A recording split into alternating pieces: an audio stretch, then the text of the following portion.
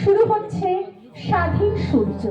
গ্রামে শহর গ্রামে বীর সুভাষ, স্বাধীনতার সূর্য শিখা বীর সুভাষ।